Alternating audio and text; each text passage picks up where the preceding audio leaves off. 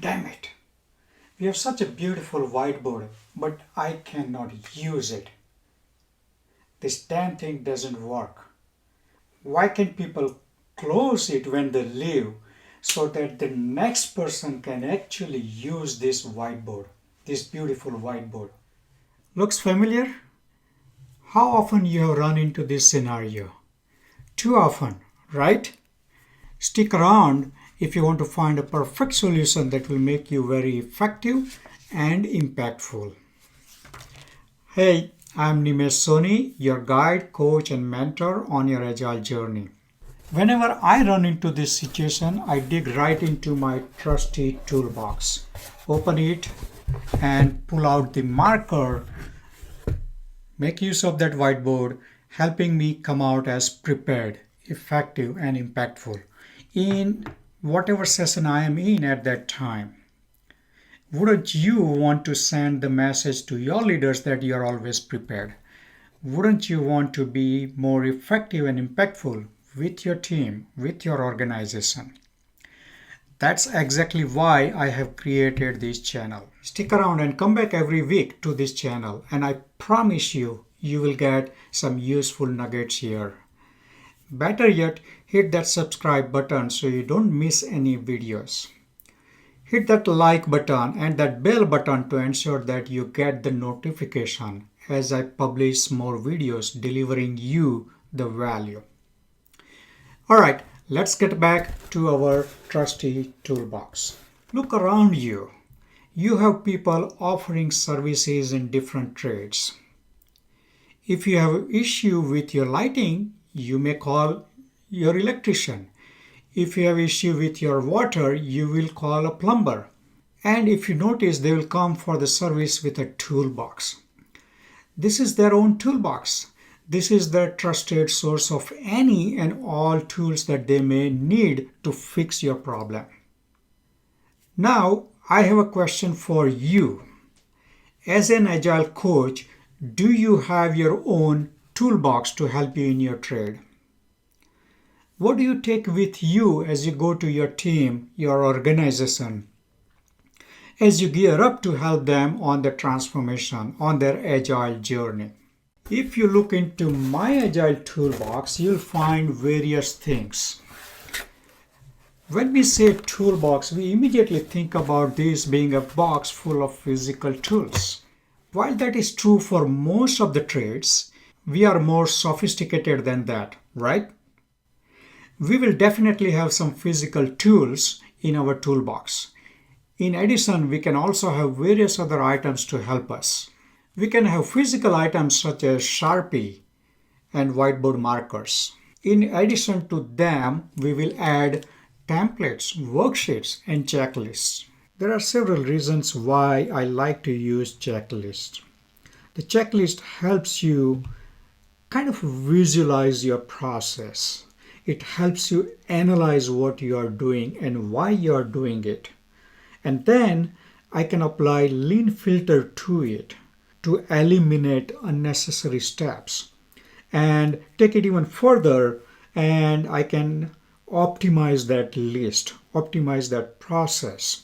So in essence, you are minimizing the waste and maximizing the value. Number two is it makes the results more predictable. It allows you to have this repeatable process that is predictable as well. And the last reason is that it helps me in delivering consistent quality and results. Because I have a checklist, because I have a predictable process, I can expect certain level of quality from anybody who follows that process, anybody who follows that checklist. So that's another reason that when you have the checklist that is optimized, you are going to get more bang for your buck, as they say.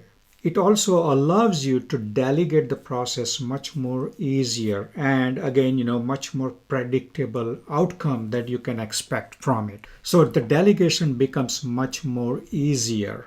I also have various mobile apps, books and references. There are several apps that I carry in my toolbox. As we all know, we have this supercomputer in our pocket. We have easy access to it, so why not use it to our advantage? So there are several apps that I have in my iPhone, in my mobile. Some of them allow me to digitize the content. Some of them allow me to share the content. So Scannable, for example, is the one that I use often when I want to take a picture of some doodling that I may have done on a paper, right? If I like to doodle a lot, and oftentimes I will grab a blank paper and start drawing on it as I'm explaining concepts. Or if I have a whiteboard, I will go to the whiteboard and start doodling on that. So if I want to share what I have drawn on my paper, I will use the Scannable. And if I want to share what I have on my whiteboard, I will use this Office Lens. They are extremely useful apps. Gives you a very clear picture of your paper or the whiteboard, whatever may be the case. And then I take a lot of pictures as I'm doing this whiteboarding, as I'm in a classroom training, as I'm coaching and mentoring somebody or a team. I will be taking a lot of pictures. So these pictures become kind of my documentation. And I have them on my mobile, obviously, but I have my mobile connected to my Google account. So all the pictures are uploaded to Google Photos automatically. What that means is I have access to all those pictures from anywhere in the world, as long as I have the internet connection and I have a browser. So Google Photos can be a very useful app on your mobile app.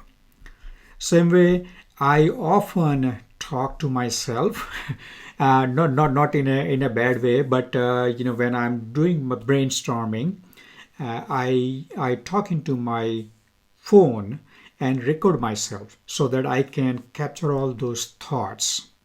If I try to capture it while I'm thinking, if I write, that slows down my thinking process. I want to capture all that at the speed of the thought. So this iTalk, for example, allows me to record myself. So I'm brainstorming, I'm having that brainstorming session with myself, and as thoughts come in, I can capture that at that speed of thought. Trello is one that I use often to organize all my work. And there are several others. It's a long list. I don't want to go through all of those apps. These are the top 10 apps that I have on my mobile, along with several others that I'll probably do a separate video for that. I am big on mindset. Tools alone cannot help you. You got to get into the right mindset. So in my toolbox, I also have tips and techniques to help the teams get into that right mindset. I use quotes and phrases to help us stay in that right mindset.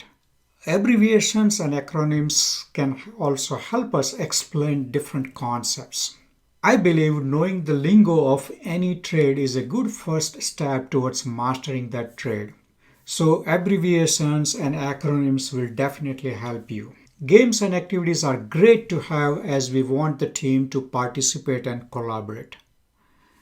Visuals, posters can also do the same thing for you.